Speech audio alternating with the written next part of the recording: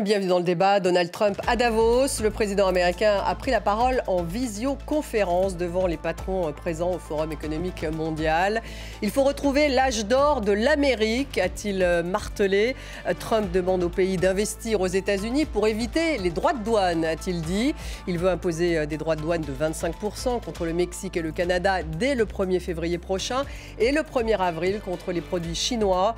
Trump dénonce également le déficit commercial des États-Unis à l'égard de l'Europe. Le Canada dit se préparer à riposter. La présidente de la Commission européenne veut discuter. Rendre coup pour coup serait catastrophique selon la patronne de l'OMC qui s'est exprimée à Davos justement.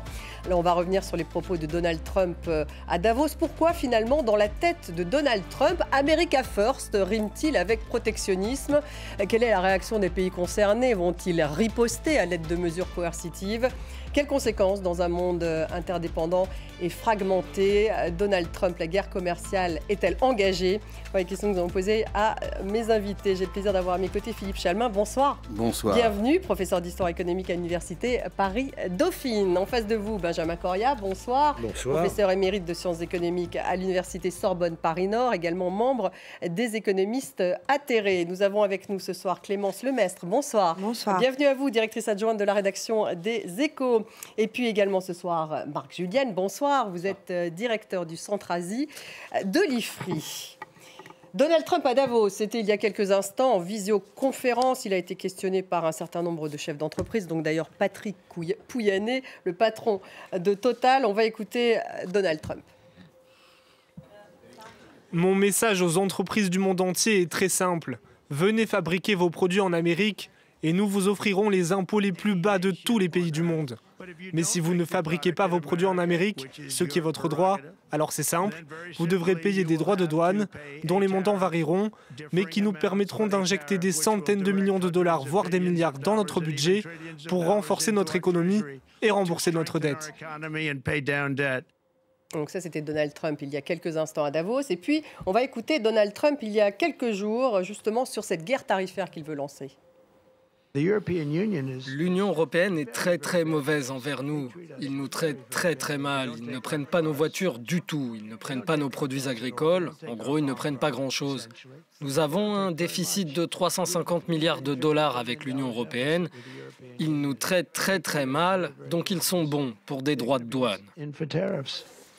Philippe Chalmin, Trump, c'est America First. Pourquoi Trump veut-il déclencher une guerre commerciale, notamment avec le Canada et le Mexique, alors qu'il a signé un accord de libre-échange avec ces deux mêmes pays lors de son premier mandat? Alors, juste une toute petite remarque avant de répondre à votre question. Trump dit, comme toujours, des à peu près et des bêtises. Le déficit commercial des États-Unis vis-à-vis de l'Europe n'est pas de 350, mais de 150 milliards de dollars sur les biens, dont je dois retirer 100 milliards de dollars d'excédent sur les services, ce qui fait, biens et services confondus, un déficit américain de 50 milliards, enfin exactement de 52 milliards. Donc avec Trump, il faut toujours quand même regarder par derrière. Alors là, vous avez raison, c'est que curieusement, bon, là vous avez pris un extrait sur l'Europe, mais en réalité, pour l'instant, il tire les canons sur ses deux voisins les plus proches, Mexique et surtout Canada. Canada parce qu'il ne peut pas encadrer Trudeau. Alors vous me direz, Trudeau, il va s'en débarrasser. Ça ne va pas durer très longtemps. Voilà. Il a donc donné sa démission. Mais c'est d'autant plus paradoxal. Alors, normalement, alors avec Trump, on ne sait jamais, mais normalement, d'ici le 1er février, c'est-à-dire dans une semaine, devrait s'imposer des droits de douane de 25% vis-à-vis du Mexique et du Canada. Et sur le Canada, il faut se rendre compte que les exportations canadiennes vers les États-Unis, il y a du pétrole, il y a 4 millions de barils jour de pétrole dont les États-Unis ont besoin. Il y a du bois qui est indispensable pour l'industrie de la construction aux États-Unis. Et puis il y a des tas d'interpénétrations de l'industrie automobile qui est totalement entre les États-Unis et le Canada. Le Canada envoie... Mais donc, celui pour qui ça coûterait le plus cher, c'est quand même le Canada. pas évident. Ça aurait des conséquences en termes inflationnistes sur les États-Unis. Et je vous rappelle que le même Trump a dit qu'il allait lutter contre l'inflation et que, par exemple, s'il met 25% sur le pétrole canadien, ça va augmenter le prix de l'essence à la pompe. Donc ça veut dire finalement, Benjamin Correa, si on écoute Philippe Chalmin, que ça ne serait pas très bon pour les États-Unis non plus, une telle politique commerciale. Mais est-ce qu'il est mercantiliste finalement, Donald Trump? Parce qu'il parle beaucoup de l'âge d'or du 19e siècle. Donc ça voulait dire d'ailleurs à l'époque une politique protectionniste des États-Unis. Je ne suis même pas sûr qu'il soit mercantiliste. Il est protectionniste et c'est un deal maker, comme il dit. Il entend utiliser visiblement la puissance américaine et l'image de puissance qui est plus grande que jamais, d'une certaine manière, pour essayer d'en tirer des bénéfices pour les États-Unis. Bien. Mais je rejoins tout à fait ce qu'a dit M. Chalmin. Les conséquences pour les États-Unis sont imprévisibles et de toute façon seront fortes. Je vais dire quelque chose qui va peut-être surprendre, mais je pense que le meilleur moment de Trump, ça y est, il est déjà derrière lui. Parce que maintenant, il faut qu'il s'exécute, il faut qu'il délivre, comme on dit aux États-Unis, et ce qu'il va faire va avoir toute une série de conséquences négatives pour les États-Unis eux-mêmes. Bien sûr, pour le reste du monde, c'est évident. C'est évident. Donc, c'est perdant-perdant. Moi, je pense qu'on va rentrer dans un truc perdant-perdant, oui. Si je puis me permettre, Trump a quand même énormément de chance, parce qu'il hérite d'une économie américaine qui tourne remarquablement plutôt bien. Oui. Ça n'a pas porté bonheur à Biden, mais il hérite. Les États-Unis aujourd'hui roulent à peu près à 2,5 à 2,8% de croissance par an, c'est-à-dire 1,5% de plus que l'Europe. L'inflation est à peu près maîtrisée. Ils sont à 2,9% d'inflation. Donc, quelque part, il a des marges de manœuvre. Et je suis d'accord avec vous. Le plus difficile commence. Voilà.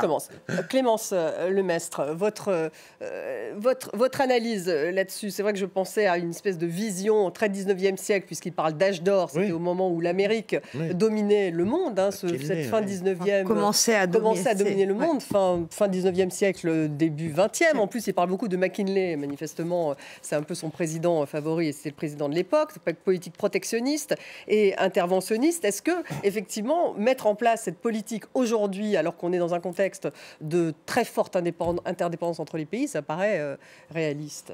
Alors, ça paraît réaliste, pas forcément, puisqu'il ne peut pas tout d'un coup mettre d'immenses murs et de barrières autour des États-Unis. Surtout, comme le disait Philippe Chalmin, il y a énormément d'implications. 25% de droits de douane avec le Mexique, quand on sait que toutes les voitures américaines, en fait, sont construites au Mexique, puis vendues aux États-Unis. Et rien que l'industrie automobile, en fait, une voiture qui est fabriquée ou qui est vendue aux États-Unis comme étant plus ou moins américaine, il y a eu plein de pièces qui sont passées par le Canada, qui ont fait l'aller-retour au moins 25 fois. Et puis, pareil avec le Mexique. Donc, on se demande comment ça va être possible. Il y a quelque chose qui est sûr, c'est qu'il affirme les choses, il arrive, et c'est l'âge d'or. C'est le Trump triomphant. Il a quand même dit la veille de son investiture que si Dieu l'avait sauvé, c'était pour qu'il libère l'Amérique, pour que l'Amérique devienne à nouveau un immense pays, ce qui veut dire qu'il considère que ça n'allait pas à cause de Joe Biden.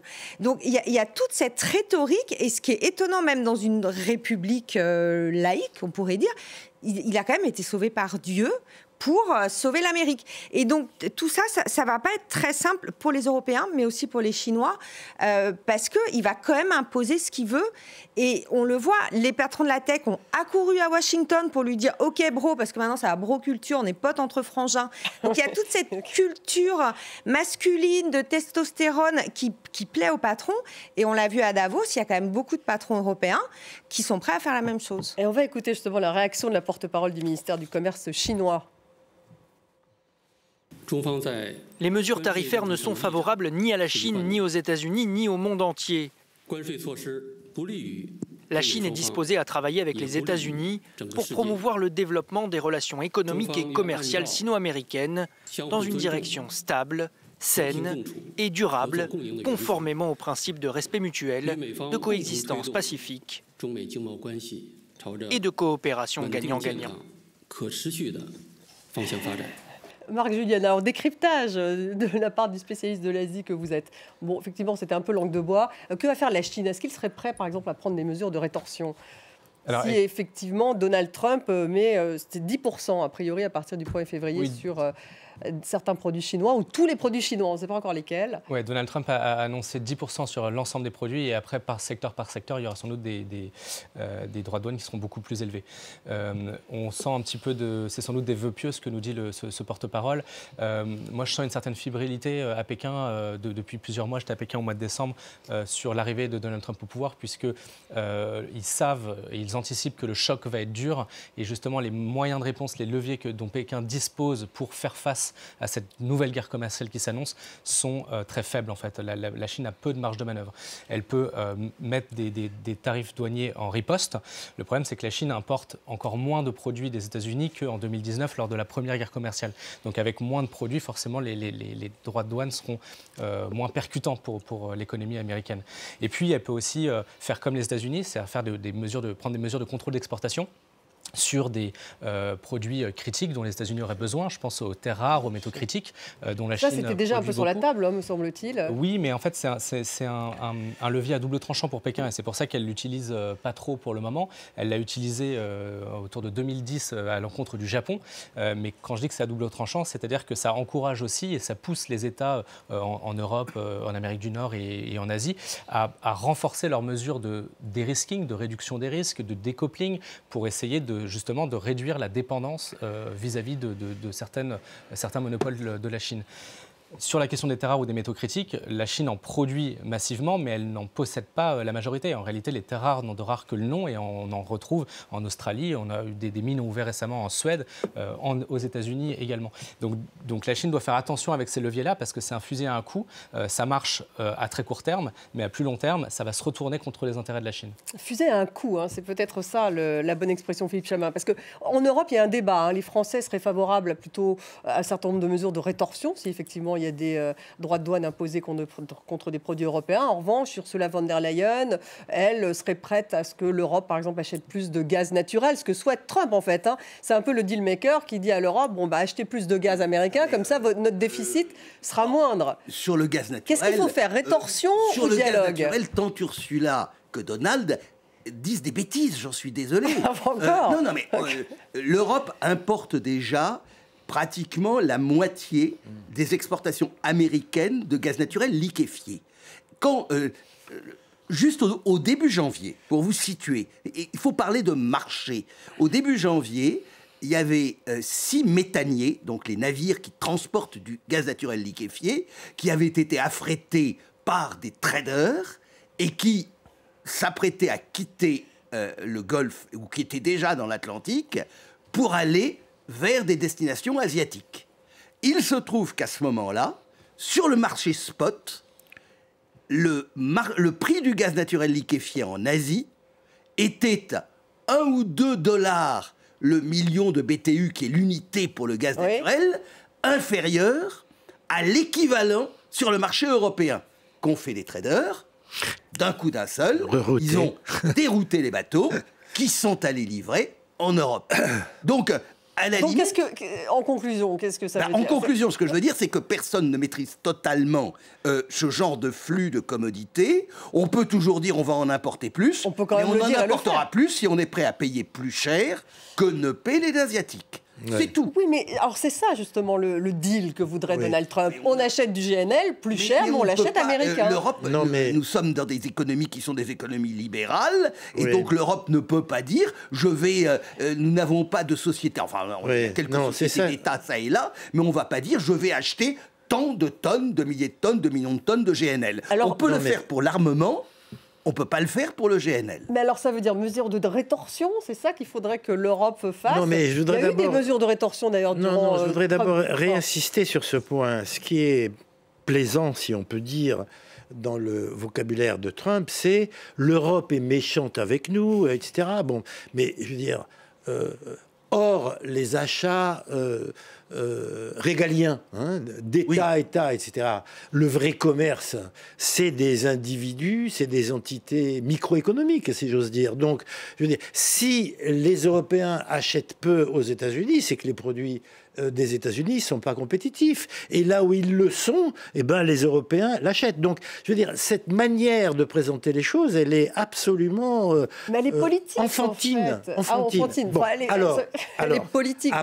Après, bien sûr, c'est un jeu politique de muscles et de gonflettes. Mais ça peut, je suis parfaitement d'accord, ça peut pas être suivi des faits de manière mécanique, sauf sur des achats d'armement, sur des choses de ce type. Bon, ils l'ont fait avec la Chine, par exemple, sur un certain nombre de, dans un certain nombre de secteurs qui avaient un lien avec la défense. Mais les marchés, d'une part, les comportements de consommateurs, la compétitivité relative des firmes, c'est ça qui va déterminer l'avenir, beaucoup plus que la volonté de Trump. La seule chose qu'il peut faire avec ses droits de douane, c'est d'introduire du chaos dans tout ça. Donc je vais le faire. Et une baisse de la croissance mondiale, au final. Clémence Lemestre. Donc, si, en fait, ces tarifs, ça risque plutôt de faire baisser la croissance mondiale et donc, au final, de se retourner contre les États-Unis. C'est-à-dire que ça risque de faire augmenter l'inflation. Oui, mais lui, il n'a pas cette vision pour l'instant. Oui, mais il va s'en apercevoir. En fait, ce qui est hyper intéressant, c'est qu'il a promis à ses électeurs, et c'est pour ça qu'il a été élu, de faire baisser l'inflation. Il a quand même été élu par des gens qui voulaient que leur pouvoir d'achat augmente. Or, il y a quand même un risque que toute la politique qu'il veut mener fasse exactement l'inverse. Donc comme c'est quand même quelqu'un qui est quand même assez pragmatique dans le côté je fais un deal, etc., c'est possible que dans 6 mois, ils disent attendez, je change complètement.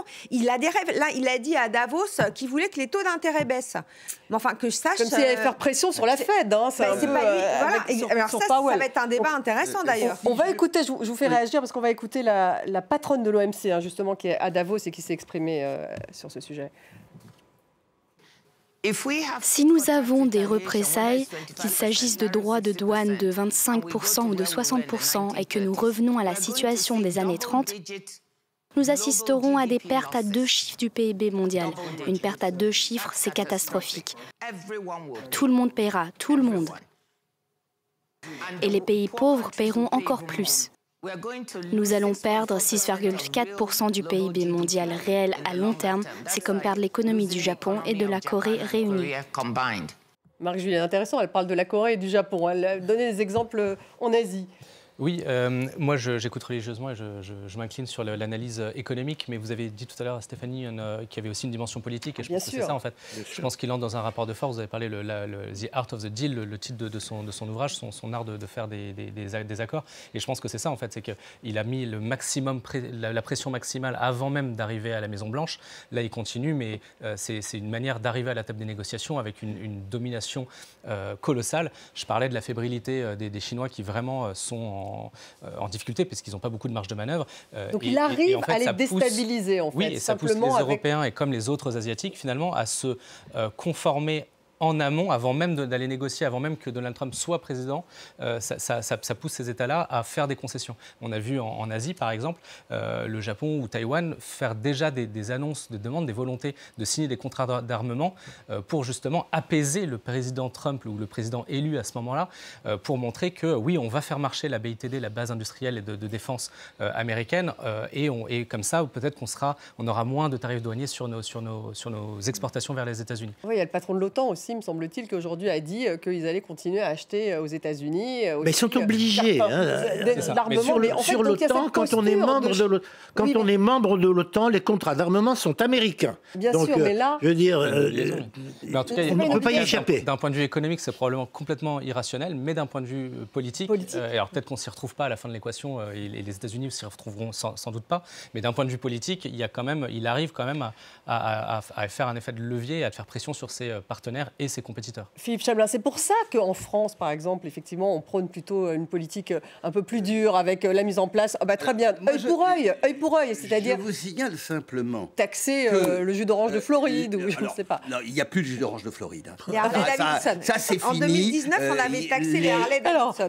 Les Harley-Davidson. Voilà, les Harley-Davidson, exactement. Et le Bourbon. Exactement. Alors ça, par exemple, c'est très américain. Ça, on pourrait taxer les Harley-Davidson et le Bourbon. Mais il y a quelque chose de beaucoup plus important que les tarifs notamment en ce qui concerne l'Europe, c'est la dénonciation par les États-Unis de l'accord fiscal international de l'OCDE. Ouais. Ça, qu'est-ce que c'est que cet accord fiscal? Eh bien, les multinationales. Un certain nombre de multinationales américaines, comme par hasard tous les barons de la Silicon Valley, qui sont allés loger nombre de leurs bénéfices, par exemple en Irlande, et qui par ailleurs ont un degré d'imposition extrêmement faible aux États-Unis, car ils utilisent à fond toutes les techniques de crédit d'impôt imaginables.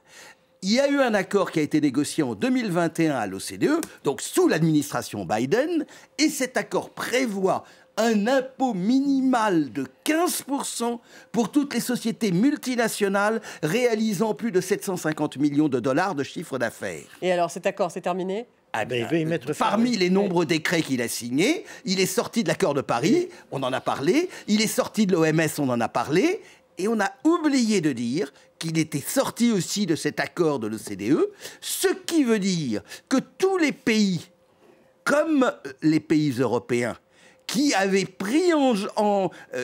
qui avaient commencé à lancer des mécanismes de taxation des Google, des Meta, des Amazon de ce monde qui vont planquer leurs bénéfices dans un certain nombre de paradis plus ou moins fiscaux, eh bien là, ils se retrouvent immédiatement protégés par les États-Unis. Oui. Et c'est peut-être l'enjeu le plus important. Oui, ça veut dire que le multilatéralisme, en tout cas toutes les formes, parce que là vous parliez de l'OCDE, toutes les formes de multilatéralisme, qu'elles soient politiques ou économiques. Il n'est pas encore sorti de l'OMC, mais ça va venir. Voilà, ça va venir. C'est-à-dire que c'est peut-être le prochain. Là, il est sorti de l'OMS, il est sorti des accords de Paris. Si vous voulez, tout repose, en tout cas beaucoup repose, pour Trump, dans un malentendu fondamental vis-à-vis de son électorat. Parce qu'il a fait une grande partie de sa campagne sur le thème McKinley, sur le thème « nous allons remplacer l'impôt par du revenu », par du revenu sur les importations. Voilà. Or, d'abord, ce qu'il a pas dit, c'est que McKinley n'a fait ça qu'une partie du temps et qu'à la fin de sa vie, il a dû revenir complètement en arrière. Et surtout, c'est, du point de vue de l'économie, un basculement tout à fait impossible. Il ne s'agit absolument pas des mêmes proportions. Donc, par exemple, cet accord, d'une certaine manière, il se tire une balle dans le pied. C'est pour ça que moi, j'insiste sur ce point. Si j'ai un message à faire passer aujourd'hui, c'est que les difficultés commencent pour Trump. Alors, pour le moment, il continue de rouler des mécaniques, etc. Il joue son rôle de grand méchant avec un gros bâton, etc. Mais sitôt qu'on va rentrer dans des mesures pratiques, les contradictions, y compris internes, parce que par exemple, il dit il faut forer. Oui, il a parlé du pétrole. Mais les grandes multinationales du pétrole américaines ne sont pas du tout d'accord pour forer, parce qu'elles ne veulent pas faire baisser les cours du pétrole. Alors, pourtant, lui, il veut faire baisser les prix du pétrole. Et ainsi de suite. Donc, il a construit son quinquennat à venir, c'est 4 ans d'ailleurs, aux États-Unis, sur un ensemble de promesses qui, s'il les met en œuvre, vont se retourner contre lui. Donc, moi, j'attends la suite. On va écouter d'ailleurs ce qu'il a dit sur le pétrole à Davos il y a quelques instants, Donald Trump. L'Arabie Saoudite va investir 600 millions d'euros aux États-Unis. Mais je vais demander au prince héritier, qui est un type fantastique, d'arrondir à 1 milliard. Je pense qu'ils le feront parce qu'on a été généreux avec eux. Je vais aussi demander à l'Arabie Saoudite et à l'OPEC de faire baisser le coût du pétrole. Il faut le faire baisser. Honnêtement, je suis surpris qu'il ne l'ait pas fait avant l'élection. Ce n'est pas une grande preuve d'amour. Je suis un peu surpris par cela. Si les prix chutent, la guerre entre la Russie et l'Ukraine s'arrêtera immédiatement. Voilà, la guerre entre la Russie et l'Ukraine s'arrêterait immédiatement si le cours du pétrole était beaucoup plus bas. Clémence Lemestre, on parlait de problématiques politiques. Là, il demande clairement aux Saoudiens, qui font partie de l'OPEC, de l'OPEP en français, de baisser les prix du pétrole. Enfin, comme si ça pouvait arriver, d'ailleurs, en 5 minutes, juste par une décision de l'Arabie Saoudite. Alors, c'est exactement ça, avec 2 arguments. Un premier argument, c'est donc ce qu'on disait pour les Américains, que le prix de l'énergie baisse. Mais les énergéticiens américains, ils ne sont pas trop pour que les prix baissent. Et ils veulent pas forcément... Surtout que si on veut qu'ils forent plus, il va falloir qu'ils fassent de la recherche, de l'exploration pétrolière. Or, ça coûte de l'argent. Et ça ne vaut le coup que si le baril est à un certain niveau. Enfin, ça, vous devez savoir ça mieux que moi. Et après, vis-à-vis de l'Arabie Saoudite, alors il peut avoir des moyens de rétorsion avec l'Arabie Saoudite, notamment diplomatiques. C'est ce qu'on disait. En fait, tout ça, ça permet des négociations diplomatiques. Et actuellement, ils négocient aussi pour que l'Arabie Saoudite se rapproche d'Israël. Il y a tout un jeu comme ça qui peut jouer. Sur la Russie, ça reprend ce qu'il a dit hier, à savoir, j'ai trouvé le moyen de régler la guerre en Ukraine. En fait, la Russie va très mal, elle va très mal économiquement. Et donc, c'est ce qu'il n'arrête pas de dire, c'est ce qu'il dit aux Saoudiens. Si les prix du pétrole baissent, la Russie vendra moins cher son pétrole. Et donc, grâce à ça, on va mettre fin à la guerre en Ukraine. C'est merveilleux. On est très rassurés parce qu'il devait mettre fin à la guerre en un jour, donc là, mais ça n'a pas marché. Mais il a une nouvelle idée. Oui, mais alors, cette nouvelle idée, on est dans un truc qui est clownesque. Allez-y, Marc Julienne, justement, sur l'Asie, sur la réaction d'autres pays, peut-être que simplement de la Chine. Parce que la Corée du Sud aussi, et puis toute cette Asie du Sud-Est qui est très concernée par ces mesures, finalement, de protectionnisme aussi. Oui, alors je suis moins inquiet pour les Asiatiques que pour les Européens, puisqu'en fait, je pense qu'ils ont bien retenu la leçon du premier mandat de Donald Trump. Beaucoup ont fait des transformations économiques et puis stratégiques, parce que là-bas, c'est surtout des questions de défense et la question des alliances avec les États-Unis qui sont importantes. Je rappelle que les États-Unis ont une alliance de défense avec la Corée du Sud, avec le Japon, avec les Philippines. Et ça restera solide, vous pensez, Trump ou pas Trump? Oui. Alors évidemment qu'il y a dans le débat, beaucoup de gens pensent que Donald Trump pourrait se désengager de l'Asie et de ce qu'il appelle l'Indo-Pacifique. Et moi, je ne pense pas, en fait, quand on regarde ce qu'il a fait pendant son premier mandat, qui a été poursuivi par l'administration Biden. Là, en fait, on dit souvent que Donald Trump est très imprévisible, c'est tout à fait vrai. Mais sur l'Asie-Pacifique, en réalité, il y a une grande constance et une grande cohérence depuis sa première administration, même l'administration Obama avant lui et l'administration Joe Biden. Quand on voit aussi les gens qu'il a nommés autour de lui, au Conseil national de sécurité, au département d'État, à Marco Rubio, au département de la Défense, eh bien, on a une ligne qui est très claire. C'est une ligne qui est anti-Chine, aussi bien sur le plan commercial. Et le commerce aujourd'hui, c'est le point faible, c'est le talon d'Achille de la Chine, puisqu'elle se trouve dans une situation économique désastreuse aujourd'hui, en crise économique très forte. Elle ne sort pas, elle n'arrive pas à sortir de cette crise. Non, et l'économie chinoise aujourd'hui est tenue par un seul fil, qui est celui des exportations. Donc on comprend bien que si Donald Trump impose des droits de douane plus ou moins élevés suivant les secteurs sur les importations qui viennent de Chine, il tape vraiment sur la faiblesse principale de la Chine.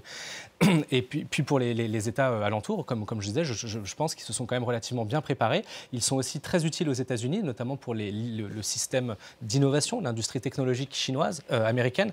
Les États-Unis ont besoin désespérément de Taïwan.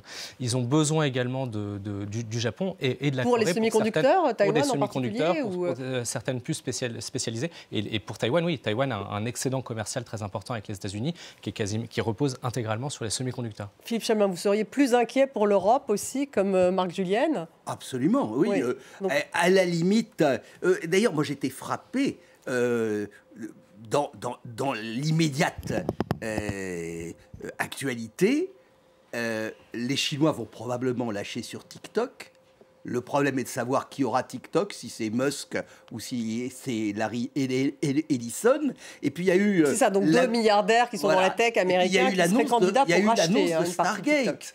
Et Stargate, c'est le Son... comment ça s'appelle? Ellison. Non. Le milliardaire japonais SoftBank. Ouais. Donc, à la limite, on retrouve quand même un investisseur japonais dans ce qu'a présenté hier Trump comme le grand projet de 300...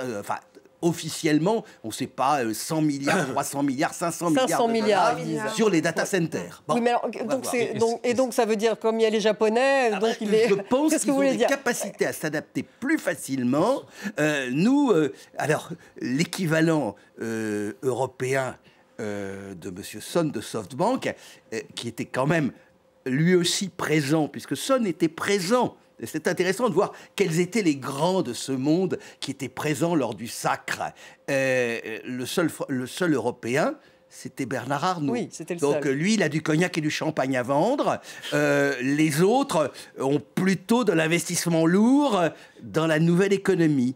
nous sommes quand même un peu dans l'ancienne économie. Je suis un peu cruel. Et donc, ça vous inquiète, globalement. Et juste sur le projet Stargate, là, ce qui est derrière Stargate, c'est à nouveau la Chine, puisque le projet Data Center, en réalité, c'est pour développer l'intelligence artificielle. La Chine avance rapidement, même si les États-Unis sont toujours devant. Et donc, investir très massivement, moi j'avais plutôt le chiffre de 5 à 600 milliards de dollars. Oui, il a annoncé 500 milliards. Prendre une avance. Oui, enfin, pour l'instant, il y a 100 milliards et Musk a même dit qu'ils avaient à peine 10 ou 20 milliards de disponibles. Mais la Chine est en ligne de mire, effectivement. Enfin, c'est la compétition. Alors, la Chine, quand même, a réagi. Alors, fin décembre, ils ont mis en place des embargos ciblés sur les États-Unis, sur des produits extrêmement pointus. Le gallium et le germanium. Gallium, germanium, et même alors là, qui est ressorti, l'antimoine. Savez-vous, chers amis, à quoi ça sert l'antimoine? Non, je ne sais pas. Ça sert à fabriquer des munitions, et à l'heure actuelle, c'est vachement utile en ce bas monde. Donc ce sont bien des mesures de rétorsion chinoises, Benjamin Corias. Je voulais revenir sur l'Europe, parce que je partage les mêmes inquiétudes que tout le monde sur le fait que l'Europe est le maillon faible. Et c'est le maillon faible compte tenu de sa gouvernance et de son incapacité à prendre des décisions. La division politiques. de l'Europe, en fait, Donald Trump. La division de l'Europe. Et le fait que, c'est devenu une pétaudière. Mais, une pétaudière. C'est ça que je voudrais dire. L'Europe aurait au moins un double moyen de faire face à cette situation. Le premier, c'est que le gros avantage relatif des États-Unis, il n'y a pas de miracle, on laisse de côté la question de l'armement, mais je veux dire, comme allié, on peut faire mieux que les États-Unis aujourd'hui. Surtout avec le Trump. gros avantage des États-Unis, c'est dans le domaine des réseaux, des technologies de l'information. C'est la Silicon Valley. Or, les transgressions qui ont été commises par rapport à la régulation européenne sont telles, et on a les outils aujourd'hui, qu'il y aurait absolument moyen, en appliquant la législation européenne, de les faire plier, eux, parce qu'ils ne peuvent pas renoncer. Donc là, vous allez à la confrontation. Mais on applique nos lois, on fait comme tout le monde. On a voté des lois. Donc il faut bien on les applique. Attendez. Moi je dis il y a deux éléments. Il y a ça. Donc on applique nos lois. Je vous garantis que c'est eux qui céderont, parce que jamais Zuckerberg, etc. renonceront au marché européen. Alors ça c'est le premier. Et le deuxième point, non mais ça j'y tiens, c'est le Green Deal européen. Si on tenait bon là-dessus et qu'on en faisait des conditions, des conditions pour pénétrer sur le marché européen, on se donne des outils à la fois d'avenir et formidablement efficaces. Donc un protectionnisme européen. Non pas protectionnisme, mais faire respecter des normes environnementales qui ne peuvent être discutées par personne et qui forceraient les Américains à réfléchir un moment. Malheureusement, il n'y a personne en Europe pour faire ça. Un mot, Clémence Lemaitre. C'est tout de même intéressant de voir que Stellantis, par exemple, a déjà annoncé aujourd'hui qu'ils allaient investir 5 milliards de dollars aux États-Unis. Donc ça veut dire que quand même business is business. C'est-à-dire que finalement, Trump, avec tous ses effets d'annonce, une boîte qui a envie d'investir, qui se dit je ne vais pas exporter d'automobiles, mais je vais créer une boîte, une entreprise dans l'Illinois. Il me semble que ça sera dans l'Illinois. Ils le font. Donc, mais c'est Chrysler. Oui, mais ça c'est au profit de l'Amérique. C'est au profit de l'Amérique. C'est Chrysler que Stellantis. Voilà, Stellantis, c'est Chrysler. Mais pas qu'américain. Non, mais au départ, c'est Chrysler. Ils étaient en grande difficulté aux États-Unis ces derniers mois. Et en fait, John Elkann, qui est donc le président de Stellantis pour l'instant, c'est lui qui dirige par intérim depuis le départ de Carlos Tavares, connaît bien Donald Trump. Donc, avant l'investiture, il y allait plusieurs fois parce qu'il savait, Stellantis, c'est 40% des automobiles qui sont vendus aux États-Unis qui sont fabriqués au Mexique. Donc, vous ajoutez 25% de droits de douane sur 40% des ventes, ça fait quand même beaucoup. Et donc, lui, il est allé voir, mais c'est exactement ça, il est allé voir lui-même. Et à chaque fois, c'est le deal maker. Donc, ce que veut faire Trump, c'est ce qu'il a dit à Davos aux patrons européens. Venez travailler aux États-Unis, venez produire aux États-Unis. Ça profite à l'emploi américain. Oui, mais honnêtement, ça risque d'être pareil avec les dirigeants européens. Oui. Il y a un risque qu'il aille voir Macron. Alors, Macron, il parle fort, et, a priori, il s'aime bien quand même, mais pas sur surtout. Notamment, l'Europe veut acheter des armes américaines. La France, elle fabrique quand même des armes. Hein. Donc là, il y a un petit hiatus entre la France et les restes des Européens. Et puis avec l'Allemagne, c'est pareil. Ils ont pas les mêmes. La France et l'Allemagne n'ont pas les mêmes intérêts et les mêmes problèmes vis-à-vis des États-Unis. Donc ça va être compliqué pour les Européens de se mettre d'accord pour appliquer les lois dont vous parlez. Et c'est vraiment il faut un courage politique. Quand on voit le temps qu'a mis Von der Leyen à répondre à répondre à Elon Musk, qui sur X soutient clairement l'extrême droite allemande, alors normalement les algorithmes n'ont pas le droit de soutenir quelques semaines des élections en plus. Exactement. Et Ursula von der Leyen était aux abonnés absents. Donc c'est pas gagné. Marc Julienne, sur justement l'Asie, de ce côté-là, est-ce que les boîtes asiatiques pourraient s'installer aux États-Unis, tout simplement ? Il y en a qui le font relocalisation, ou délocalisation. Oui, alors il y en a beaucoup, effectivement, qui ont déjà délocalisé au Mexique pour atteindre le marché américain. Ça, c'est la stratégie de la Chine, justement, pour contourner les embargos américains. Et puis, c'est ce qu'a fait Donald Trump déjà lors de son premier mandat. Hein. Il avait poussé, notamment, j'ai parlé de la dépendance des États-Unis vis-à-vis des semi-conducteurs taïwanais. Il a poussé TSMC, le champion du monde des semi-conducteurs, à venir investir. Ça se compte en dizaines de milliards de dollars. C'est le Taïwanais, donc. Un Taïwanais qui a construit une méga-usine qui est encore en développement dans l'Arizona pour produire aux États-Unis des semi-conducteurs taïwanais. Donc il arrive d'une certaine manière, il arrive à ses fins quand même. C'est ça profite à l'Amérique. Oui, mais alors attendez. Philippe Chalmin, là, c'est un intérêt qui est stratégique plus qu'économique. Parce que les industries de défense américaines et la Silicon Valley ont besoin de ces semi-conducteurs. On est tous autour de cette table, français, et donc Trump nous hérisse le poil. Maintenant, il faut quand même être conscient d'une chose, c'est que la dérive de la politique protectionniste américaine, elle remonte à Barack Obama. Oui. Qui est-ce qui a bloqué l'OMC dont nous parlions, dont on a vu tout à l'heure la directrice générale, vous dites que ça ne sert plus à rien. Qui ne sert plus à rien, parce que l'organisme de règlement des différends est bloqué, et ça remonte à la présidence Obama. D'autre part, les investissements des entreprises européennes et asiatiques, elles ont été largement favorisés par l'IRA promulguée par Joe Biden. Donc il y a une continuité, y compris une continuité tarifaire. Les tarifs douaniers sur l'acier, par exemple, sur l'acier chinois qui fait du dumping, il n'y a pas de tarifs douaniers en Europe sur l'acier chinois, il y en a aux États-Unis. Et donc, vous voyez de la continuité plus qu'une rupture je de la pense part que de Trump. Sur les États-Unis, il y a une continuité et il faut en être conscient. Trump va plus loin, je dirais, dans l'emphase. Surtout du côté de ses alliés. Du côté de ses alliés. Du côté de ses alliés. Il menace ses Mais alliés. là où je suis totalement d'accord avec Benjamin Coriad, c'est que, en fait, en Europe, nous avons un arsenal. Mais l'arsenal, on ne peut pas l'utiliser parce qu'il y aura toujours un pays qui dit... Je ne suis pas d'accord, que pour arriver à passer, il faut avoir 60% des pays, etc.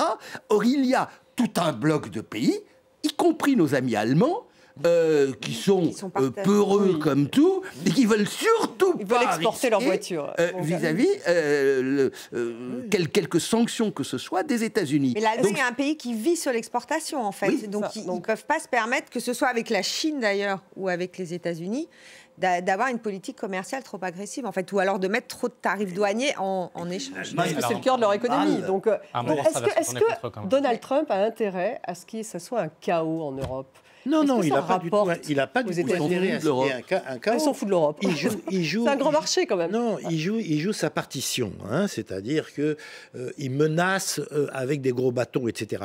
Mais si en Europe, comme ailleurs, mais en tout cas en Europe où on a les outils pour, on jouait notre propre partition, pas forcément sur le même ton, mais en utilisant nos instruments, qui sont par exemple les lois sur les questions de réseau, d'information. Mais là, vous parlez beaucoup de régulation, et le rapport Draghi dit qu'il y a trop de règles en Europe, il faudrait travailler sur l'innovation, il faut faire l'Europe puissante. Là, elle serait bien utile. La vérité, c'est quoi ? Parlons clair. La vérité, c'est quoi ?